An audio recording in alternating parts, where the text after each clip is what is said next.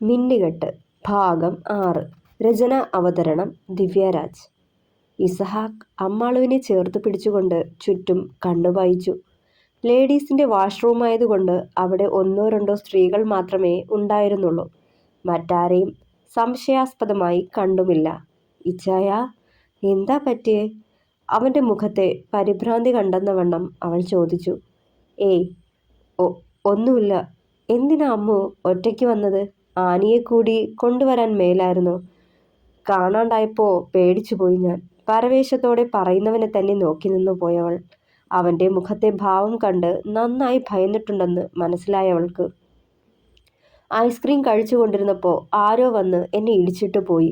കയ്യിലിരുന്ന ഐസ്ക്രീം മൊത്തത്തിലും ഡ്രസ്സിലായി. അതാ വാഷ് ചെയ്യാൻ. പറഞ്ഞു നിർത്തിക്കൊണ്ട് വീണ്ടും അവനെ നോക്കി. ആയിരിക്കാം. ഞാൻ പറഞ്ഞില്ലേ ഒറ്റയ്ക്ക് പോവരുതെന്ന് എവിടേക്കും? ഞാൻ പറഞ്ഞതല്ലേ നഷ്ടപ്പെടുത്താൻ എനിക്കാവില്ലെന്ന്. വീണ്ടും ചേർത്ത് പിടിച്ചുകൊണ്ട് മുന്നോട്ട് നടക്കാൻ തുടങ്ങി.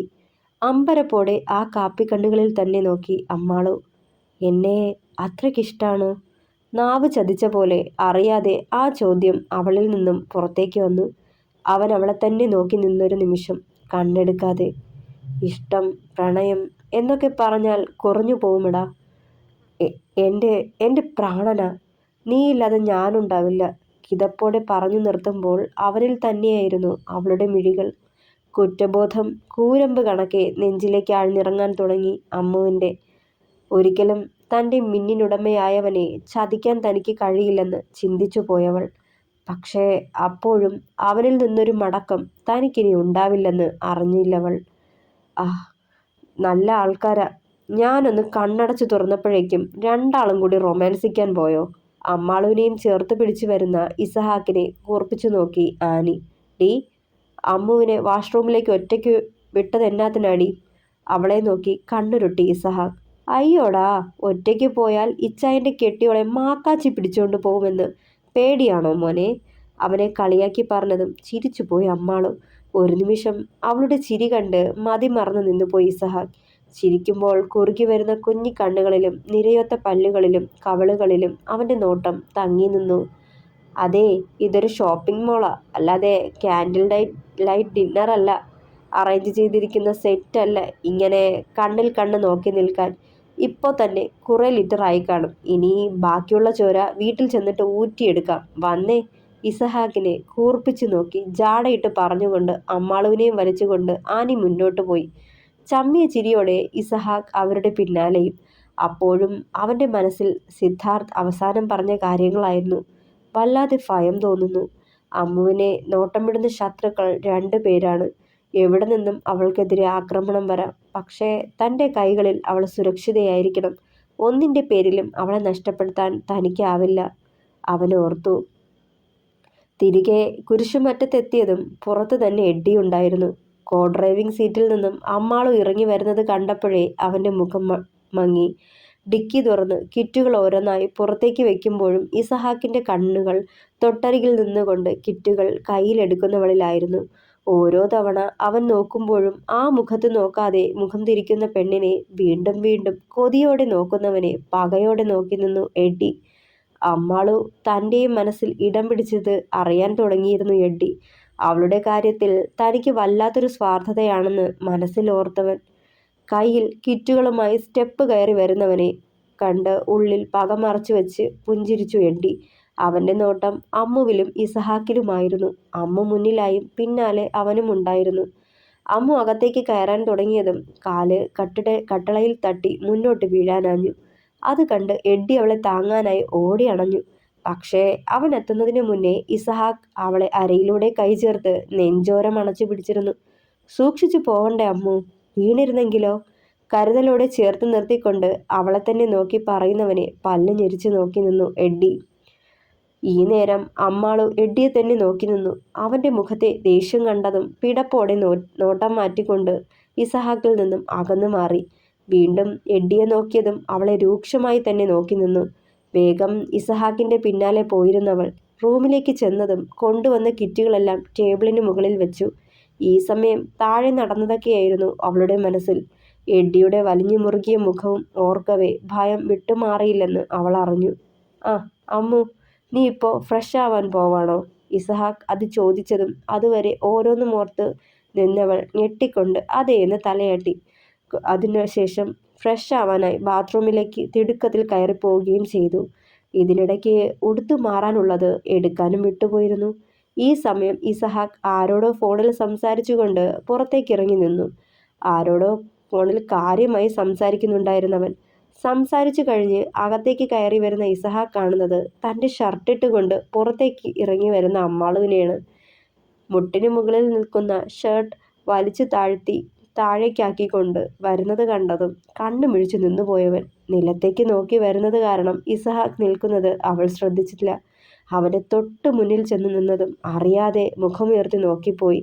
പിന്നെ തൻ്റെ ഡ്രസ്സിലേക്കും ഒന്ന് നോക്കി. ചമ്മലോടെ തിരിഞ്ഞ് ബാത്റൂമിലേക്ക് ഓടാൻ തുടങ്ങിയതും ഇസഹാക്ക് അവളെ വലിച്ച് അവനോട് ചേർത്തിരുന്നു. റൂമിൽ ചെന്ന് കണ്ണിൽ കണ്ടതെല്ലാം വലിച്ചെറിയുകയായിരുന്നു എഡ്ഡി. ഭ്രാന്ത് പിടിച്ച പോലെ തലമുടിയിൽ വിരൽ കോർത്ത് വലിച്ചുകൊണ്ട് കട്ടിലിരുന്നു. അവൻ്റെ മനസ്സിൽ അന്നേരം തെളിഞ്ഞു നിന്നത് അമ്മാളുവിനെയും ചേർത്ത് പിടിച്ചു നിൽക്കുന്ന ഇസഹാക്കാണ്. ഓരോ തവണയും ഇസഹാക്ക് അവളെ സ്പർശിക്കുന്നതും നോക്കുന്നതും ഇടനെഞ്ചു പൊള്ളിക്കുന്നത് അവൻ അറിയുന്നുണ്ടായിരുന്നു. ദേഷ്യം സഹിക്കാൻ കഴിയാതെ കൈമുഷ്ടി ചുരുട്ട് ചുമലിൽ ഇടിക്കാൻ തുടങ്ങി. സ്വയം ശരീരത്തെ നോവിച്ചുകൊണ്ട്. വിട്ടുകൊടുക്കില്ല അമ്മാളുവിനെ. അവളെ എഡ്വേർഡിൻ്റെയാ, എൻ്റേത് മാത്രം. ഈ ലോകത്തിൽ ഞാനിന്ന് ഏറ്റവും വെറുക്കുന്നത് നിങ്ങളെ അയച്ചായ. എനിക്ക് നിങ്ങളോടുള്ള പക ഇന്നോ ഇന്നലെയോ തുടങ്ങിയതല്ല, തിരിച്ചറിവ് വച്ച കാലം മുതൽ തുടങ്ങിയതാ. ആദ്യം എനിക്ക് നിങ്ങളോട് പുക തോന്നിയത് എന്നെ അവഗണിച്ചുകൊണ്ട് എന്നേക്കാൾ 2 വയസ്സ് കൂടുതലുള്ള നിങ്ങളെ എൻ്റെ അമ്മ ഊട്ടിയപ്പോഴും ഉറക്കിയപ്പോഴുമാ. അമ്മ ഇല്ലെന്ന കാരണം പറഞ്ഞ് സ്വന്തം മകനായി എന്നേക്കാൾ അധികമായും നിങ്ങളെ സ്നേഹിച്ചപ്പോഴും ലാളിച്ചപ്പോഴുമാ. എന്ത് വാങ്ങിയാലും ആദ്യം നിങ്ങൾക്ക് തന്നിട്ടേ എനിക്ക് തരുമായിരുന്നുള്ളൂ. നിങ്ങൾ വലിയ സ്നേഹസമ്പന്നനാ.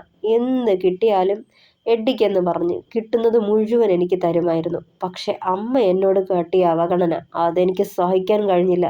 അങ്ങനെയാ നിങ്ങളെ ഞാൻ ഉപദ്രവിക്കാൻ തുടങ്ങിയത്. അത് കണ്ടിട്ടല്ലേ നിങ്ങളുടെ 7ാം വയസ്സിൽ വല്യമ്മച്ചിയും വല്യപ്പച്ചനും കൂടി ഭരണങ്ങാനത്തെ വീട്ടിലേക്ക് കൊണ്ടുപോയത്. പിന്നെ ഈ വീട്ടിലെ എല്ലാം ഞാനായി മാറി. വല്യമ്മച്ചിക്കും അമ്മയ്ക്കും ആനിക്കും എന്നെ മതി. ഇവിടേക്ക് വല്ലപ്പോഴും വന്നു പോകുന്ന നിങ്ങളോട് എനിക്കന്ന് വെറുപ്പാണെങ്കിലും പുറത്ത് കാട്ടിയില്ല. കാരണം വല്ലപ്പോഴും വന്ന് നിന്നിട്ട് പോകുന്നതല്ലേ, ആയിക്കോട്ടെ എന്ന് ചിന്തിച്ചു.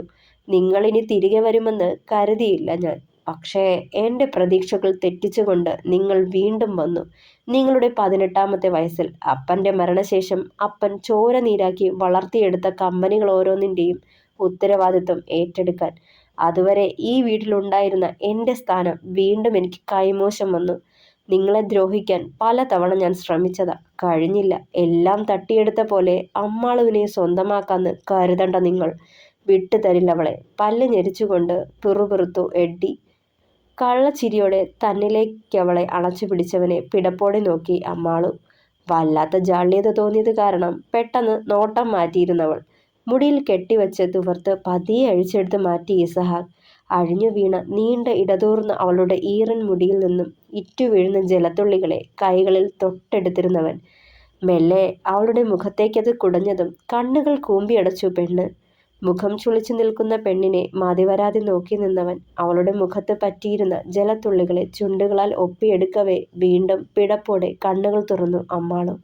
അവൻ്റെ പെരുവിരൽ മുഖത്തൂടെ ഒഴുകി നടന്നതും ഉമിനീരിറക്കിക്കൊണ്ട് അവനെ തന്നെ ഉറ്റുനോക്കിയവൾ. അവനിൽ നിന്നും അകലാൻ മനസ്സ് പറഞ്ഞിട്ടും കഴിയാത്തതുപോലെ ആ കാപ്പിക്കണ്ണുകൾ തീർത്ത മായിക ലോകത്തിൽ ആണ്ടുപോയവൾ. അവൻ അവളുടെ മുഖത്തേക്ക് മുഖമടുപ്പിച്ചിട്ടും കുതറി മാറാനാവാതെ നിന്നുപോയി അമ്മാളു. പതിയെ അവളുടെ അധരം തൻ്റെ അധരത്തോട് ചേർത്ത് അവയെ സ്വന്തമാക്കിയതും നേർത്തൊരേങ്ങൽ പുറത്തേക്ക് വന്നിരുന്നു അമ്മാളുവിൽ നിന്നും. അവളുടെ നഖമുനകൾ തോളിൽ ആഴ്ന്നതും ആവേശത്തോടെ നുകർന്നു അവനാ ചൊടിയിണകളെ. പിന്നെ എപ്പോഴോ അവളുടെ എതിർപ്പ് അവൻ അറിഞ്ഞതും മനസ്സില്ലാ മനസ്സോടെ അവളെ വിട്ട് മാറിയിരുന്നു. അപ്പോഴും അവൻ്റെ ചുംബനം തീർത്ത മായിക ലോകത്തിൽ നിന്നും വിട്ടുമാറാതെ അവനെ തന്നെ ഉറ്റുനോക്കിയവൾ. അമ്മു. പതിയെ കവിളിൽ തട്ടി വിളിച്ചതും ഞെട്ടലോടെ അവനെ നോക്കി. കണ്ണുകൾ നിറഞ്ഞിരുന്ന അവളുടെ തേങ്ങലുകൾ പുറത്തേക്ക് വന്നു. അത് കണ്ടതും ഇസഹാക്കിൻ്റെ നെഞ്ചൊന്ന് പിടഞ്ഞു. അവളെ അവനിലേക്ക് അടുപ്പിച്ചിട്ടും കരച്ചിലമർത്തിയില്ല. ഇസഹാക്ക് ഭയന്നുപോയി. തൻ്റെ പ്രവൃത്തി അവളെ നോവിച്ചെന്ന് കരുതി. അമ്മു, എന്നതാടാ കരയാ നീ? ഇഷ്ടമല്ലേ നിനക്കിപ്പോഴും ഇച്ഛായനെ? ഞാൻ ഞാൻ പെട്ടെന്ന് നിന്നെ ഇങ്ങനെ പറഞ്ഞു നിർത്തിക്കൊണ്ട് പിന്നെയും അവളെ നോക്കി. അവനോട് ഒന്നും പറയാതെ കബോർഡിൽ നിന്നും ഡ്രസ്സും എടുത്ത് ബാത്റൂമിലേക്ക് ഓടിക്കയറിപ്പോയവൾ. ഷേ, കുറച്ച് സമയം കൂടി കൊടുക്കേണ്ടതായിരുന്നു അവൾക്ക്. അവൾ ഈ വിവാഹം അക്സെപ്റ്റ് ചെയ്തിട്ട് കൂടിയില്ല. ഞാനിതെന്താ കാട്ടിയേ? ഇത്രയും നാളായി കാത്തിരുന്ന് കയ്യിൽ കിട്ടിയപ്പോഴേക്കും കൈവിട്ട് പോവാണല്ലോ തമ്പുരാനെ. ഇന്നിപ്പോ അവളെ എങ്ങനെ കൂടി കണ്ടപ്പോൾ സകല കൺട്രോളും പോയി. നെറ്റിക്കടിച്ചുകൊണ്ട് പിറുപിറുത്തു ഇസഹാക്ക്. അമ്മു ബാത്റൂമിൽ കയറി ടാപ്പ് തുറന്നുവിട്ട് നിലത്തേക്ക് ഊർന്നിരുന്ന് കരയാൻ തുടങ്ങി. മനസ്സിൽ മുഴുവൻ എഡ്ഡിയുടെ മുഖം വരവേ വല്ലാത്ത വേദന തോന്നി. ഇസഹാക്ക് തന്നിലേക്ക് അടുത്തു വന്നപ്പോഴും അകന്നു മാറാനാവാതെ നിന്നതോർത്ത് സ്വയം പഴിച്ചു. കരച്ചിലൊന്നടങ്ങിയതും വസ്ത്രം മാറി മുഖം അമർത്തി തുടച്ച് പുറത്തേക്ക് വന്നു. ഇസഹാക്ക് അവളെയും പ്രതീക്ഷിച്ച് പുറത്തു തന്നെ ഉണ്ടായിരുന്നു. അവൾ ഇറങ്ങി വരുന്നത് കണ്ട് അവളുടെ അടുത്തേക്ക് നടന്നതും അവനെ ഒന്ന് നോക്കുക പോലും ചെയ്യാതെ താഴേക്ക് വേഗത്തിൽ നടന്നുപോയി. തലയ്ക്ക് കൈയും വെച്ച് ഇസഹാക്ക് അവിടെ തന്നെ നിന്നു. കുറച്ചു കഴിഞ്ഞ് ഓഫീസിലേക്ക് പോവാൻ റെഡിയായി കുറേ ഫയലുകളുമായി താഴേക്ക് ചെന്നവൻ ഹാളിലെത്തുമ്പോൾ ചുറ്റുമൊന്ന് പരതി നോക്കി. അമ്മാളുവിനെ അവിടെ എങ്ങും കണ്ടില്ല. നിരാശയോടെ മുറ്റത്തേക്കിറങ്ങിയതും കണ്ടു ഗാർഡനിൽ ഒറ്റയ്ക്കിരുന്ന് ദൂരേക്ക് നോട്ടം പായിച്ചിരുന്നവളെ.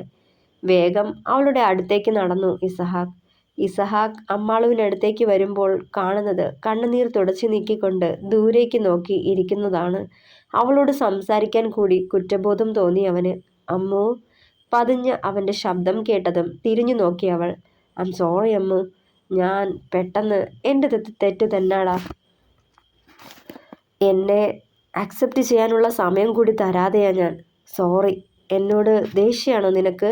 ഇടർച്ചയോടെ പറയുന്നവനെ തന്നെ നോക്കി നിന്നു അമ്മാളു. ആ അമ്മാളുവേ, നീ ഇവിടെ നിൽക്കാ. ഞാൻ എത്ര നേരമായി നിന്നെ കാത്തിരിക്കാന്നറിയോ? നീ വന്നേ, നമുക്ക് നോട്ട്സ് കംപ്ലീറ്റ് ചെയ്യണ്ടേ? എന്തെങ്കിലും പറഞ്ഞു തുടങ്ങുന്നതിന് മുന്നേ ആനി അവിടേക്ക് വന്ന് അമ്മാളുവിൻ്റെ കയ്യിൽ പിടിച്ച് വലിച്ചുകൊണ്ട് മുന്നോട്ട് പോയി. ഇച്ചായോ, ഇച്ചായൻ്റെ കെട്ടിയോളെ ഞാൻ കൊണ്ടുപോവാണേ. ഞങ്ങൾക്കേ കുറച്ച് പണിയുണ്ട്, ചിരിയോടെ പറഞ്ഞുകൊണ്ട് പോകുന്നുണ്ടായിരുന്നവൾ. ഇസഹാക്ക് അവർ പോകുന്നതും നോക്കി അവിടെ തന്നെ നിന്നു. കുറേ ദൂരം പിന്നിട്ടതും അമ്മാളു തിരിഞ്ഞ് ഇസഹാക്കിനെ ഒന്ന് നോക്കി. അവനൊന്ന് പുഞ്ചിരിച്ചെങ്കിലും അവൾ മുഖം തിരിച്ചു കളഞ്ഞു. അത് അവനിൽ നോവുണർത്തി. അമ്മാളുവും ആനിയും ഒരുമിച്ചിരുന്ന് പെൻഡിങ് ആയ നോട്ട്സ് എഴുതുകയായിരുന്നു. അമ്മാളുവിൻ്റെ മനസ്സിൽ കുറച്ചു മുന്നേ നടന്നതൊക്കെയായിരുന്നു. ഇസഹാക്കിനോട് വെറുപ്പ് തോന്നിയില്ല അവൾക്ക്. അതേസമയം എഡ്ഡിയുടെ മുഖം ഓർക്കെ വല്ലാത്ത പിടച്ചിൽ തോന്നി. ഈ സമയം പുറത്ത് കോളിംഗ് ബെല്ലടിക്കുന്ന ശബ്ദം കേൾക്കുന്നുണ്ടായിരുന്നു. അമ്മാളു ഉടനെ ആനിയെ നോക്കി വാതിൽ തുറക്കാൻ പോണോ എന്നുള്ള രീതിയിൽ. അവിടെ സൂസി ചേട്ടത്തിയുണ്ട്, നീ പോവണ്ട. ചേട്ടത്തി വാതിൽ തുറന്നോളും. മിക്കവാറും എസ്തേറാവും. ആ പിശാചിനെ കാണണത് കൂടി എനിക്കിഷ്ടമല്ല. താല്പര്യമില്ലാത്ത മട്ടിൽ ആനി പറഞ്ഞു. ആരാ എസ്തേർ? അമ്മു നെറ്റി ചുളിച്ചു. ഓ, എഡ്ഡിച്ചായൻ്റെ ഫ്രണ്ടാ. കുറേ കാലം ജോണിച്ചായൻ്റെ പിന്നാലെയായിരുന്നു.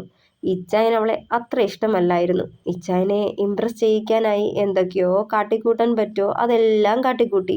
എന്നിട്ടും ഇച്ചായൻ വീഴുന്നില്ലാന്ന് കണ്ട് അവസാനം ഒരു ആത്മഹത്യാ നാടകവും പുച്ഛത്തോടെ ചുണ്ടുകൊട്ടിക്കൊണ്ട് പറഞ്ഞു ആനി. ആത്മഹത്യയോ? താടിക്ക് കയ്യും താങ്ങി അമ്പരപ്പോടെ ചോദിച്ചു അമ്മാള്. ആ, അവൾ ഒരിക്കൽ ഇച്ചായനോട് അവളുടെ ഇഷ്ടം തുറന്നു പറഞ്ഞു. പക്ഷേ അവളെ ഒരു ഫ്രണ്ടായേ കണ്ടിട്ടുള്ളൂ എന്ന് പറഞ്ഞ് ഇച്ചായൻ ഒഴിഞ്ഞു. പക്ഷേ അവൾ അവളുടെ ഡാഡിയെ പ്രപ്പോസലുമായി ഇവിടേക്ക് അയച്ചു. എല്ലാവർക്കും അറിയുന്ന കുട്ടിയല്ലേ, നമ്മുടെ വീടുമായി ചേർന്ന് പൊക്കോളും. അതുകൊണ്ട് ഈ വിവാഹത്തിന് സമ്മതിക്കാൻ ഇച്ചായനെ എല്ലാവരും നിർബന്ധിച്ചു. പക്ഷേ ഇച്ചായൻ ആര് പറഞ്ഞിട്ടും കേട്ടില്ല. അവസാനം അറ്റകൈ പ്രയോഗം എന്ന പോലെ അവൾ ആത്മഹത്യക്ക് ശ്രമിച്ചു. ചുമ്മാ എല്ലാവരെയും ഒന്ന് പേടിപ്പിക്കാൻ വേണ്ടി. പ്രത്യേകിച്ച് ഇച്ചായനെ. ബട്ട് നമ്മുടെ ചെക്കൻ ഡബിൾ സ്ട്രോങ് അല്ലേ. കൊടുങ്കാറ്റടിച്ചാലും കുലുങ്ങില്ല എന്ന് പറഞ്ഞതുപോലെ ഇച്ചായൻ്റെ തീരുമാനത്തിൽ തന്നെ ഉറച്ചു നിന്നു. വല്യമ്മച്ചി മാത്രം ഇച്ചായനൊപ്പം ഉണ്ടായിരുന്നു. ഞാൻ പിന്നെ 18 വയസ്സ് തികയാത്ത ഇള്ള കുട്ടിയായിരുന്നേ. അതുകൊണ്ട് എൻ്റെ വാക്കിനൊരു വിലയും തന്നില്ല. തന്നിരുന്നേൽ ഞാൻ പറയുമായിരുന്നു എനിക്ക് നാത്തൂനായിട്ട് ആ പ്ലിങ്ങിയെ വേണ്ടെന്ന്. മുഖം തിരിച്ച് പറഞ്ഞതും ചിരിച്ചു പോയി അമ്മാളു. നീ ചിരിക്കൊന്നും വേണ്ട, ഇപ്പോഴും ഇച്ചായൻ്റെ മേൽ അവൾക്കൊരു കണ്ണുള്ളതാ. ഇച്ചായനെ ഒന്ന് സൂക്ഷിച്ചോ. അവസാനം കാത്തു സൂക്ഷിച്ചൊരു കസ്തൂരി മാമ്പഴം കൊത്തിപ്പോയി, അയ്യോ എസ്തേറമ്മച്ചി കൊത്തിപ്പോയി എന്ന് പാടി നടക്കേണ്ടി വരും നിനക്ക്. അതുകൊണ്ട് ജാഗ്രത, അവളെ കൂർപ്പിച്ചു നോക്കിക്കൊണ്ട് പറഞ്ഞു ആനി. അതുകൂടി കേട്ടതും അമ്മുവിന് ചിരി പൊട്ടിപ്പോയി. അല്ല ആനി, നിനക്കെന്തേ അവരെ ഇഷ്ടമല്ലാത്തത്? അമ്മാള് പിരികമുയർത്തിക്കൊണ്ട് ചോദിച്ചു. അതേ, അത് ആ പെണ്ണും പിള്ളയ്ക്ക് ജാട ഇത്തിരി കൂടുതലാ. മൈക്കിൾസ് ഗ്രൂപ്പ്സ് ഓഫ് കമ്പനിയുടെ ഹെഡാ അവര്. ഇംഗ്ലണ്ടിലൊക്കെ പോയി പഠിച്ചതാ മദാമ്മ. അതിൻ്റെ എല്ലാ അഹങ്കാരവും ഉണ്ട് ആ പിശാചിന്. എന്നെ കാണുമ്പോൾ ആ സാധനത്തിന് വലിയ പുച്ഛവാ. ജാടത്തണ്ടി, അവൾ കെറിവിച്ചു. എഡിച്ചായനുമായി എങ്ങനെയാ അവര് കൂട്ടായത്? അതോ, അവര് +1 +2 ഒരേ സ്കൂളിൽ തന്നെയായിരുന്നു. Same class. പിന്നെ ഞങ്ങളുടെ ഇടവകയിലെയാ ആ കുരുത്തം കെട്ട മുതൽ. അങ്ങനെ അറിയാം. ഇപ്പോഴും അവൾ ഇടയ്ക്കിടെ എഡിച്ചായനെ കാണാൻ വരുന്നതിന് പിന്നിൽ എന്തോ ഉണ്ട്. എന്താണെന്ന് ഇന്ന് വരെ കണ്ടെത്താൻ കഴിഞ്ഞിട്ടില്ല. ഈ ആൻഡ്രിയ അതുടനെ കണ്ടുപിടിക്കും. സ്റ്റൈലിൽ പറഞ്ഞതും. നീ ഇവിടെ ഇരുന്ന് കണ്ടുപിടിച്ചോ, ഞാനൊന്ന് മുഖം കഴുകി ഫ്രഷായി വരാം. ബുക്കുകളൊക്കെ അടുക്കി വെച്ചുകൊണ്ട് അമ്മ പുറത്തേക്കിറങ്ങി. റൂമിലേക്ക് പോകാൻ തുടങ്ങിയതും എഡ്ഡിയുടെ ജനാലയിലേക്കൊന്ന് പാളി നോക്കി.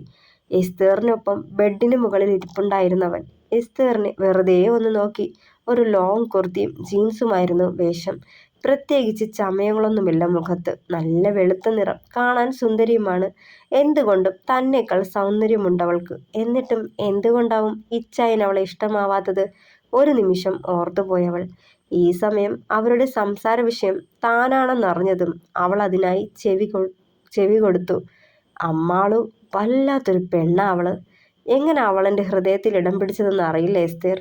ഒരു നാട്ടിൻപുറത്തുകാരിയെ ഒരിക്കലും ഞാൻ ഇഷ്ടപ്പെടുമെന്ന് സ്വപ്നത്തിൽ പോലും കരുതിയതല്ല. പ്രത്യേകിച്ച് എൻ്റെ ഇച്ചായൻ്റെ പ്രണയമായവളെ. അതുവരെ അവൻ പറയുന്നത് നറുപുഞ്ചിരിയോടെ കേട്ടുനിന്നവളുടെ മുഖമൊന്ന് ചുളിഞ്ഞു. ജനാലയ്ക്ക് പിന്നിലേക്ക് വീണ്ടും ഒതുങ്ങി നിന്നുകൊണ്ട് അവർ പറയുന്നത് ശ്രദ്ധിക്കാൻ തുടങ്ങി. അവളിലേക്ക് ഞാൻ എത്തിയത് പോലും ഇച്ചായനിലൂടെയല്ലേ. എന്നു മുതലാ ഇച്ചായനിൽ അവളെന്ന ഭ്രാന്ത് വേരൂന്നിയതെന്ന് അറിയില്ല. പക്ഷേ ഇച്ചായനെതിരെ തൊടുത്താനുള്ള ബ്രഹ്മാസ്ത്രമായിരുന്നു അന്നെനിക്കവൾ. അവളാ ഇച്ചായൻ്റെ പ്രണയമാണെന്ന് അറിഞ്ഞപ്പോഴാ അവളെ തന്നെ എൻ്റേതാക്കണമെന്ന് വാശിയായത്.